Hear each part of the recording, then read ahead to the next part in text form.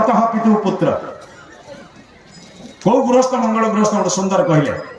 भर्तृ तो गोटे सुंदर भाव में कहते सानंदम सदनम सुताश्च बुधय कांता प्रियालापिनी इच्छा पूर्ति धर्म सुजोषिति रति स्वज्ञा परा सेवका मिष्टान्नम शिवपूजनम प्रतिदिनम मिष्टान्न पालम गृहे साधु संघ उपासते च सततम धन्यो गृहस्थाश्रम सही गृहस्थाश्रम धन्य आसंतु आपण घरे होउछि त जो घरे सांगरे भजन हुए सांगरे भोजन हुए से घर केबे विभाजन हुए आपण घरे सांगरे भोजन हुए सांगरे भजन हुए प्रातः काल उठी समस्त आम बस गुरु प्रार्थना करवा बापा माँ दीटा जेहतु दीक्षा नहीं बचे छुआ पिला कौन दरकार से कहीं उठे मो कथा बुझुन ना आया धन्य आपण को अन्न खाइबे।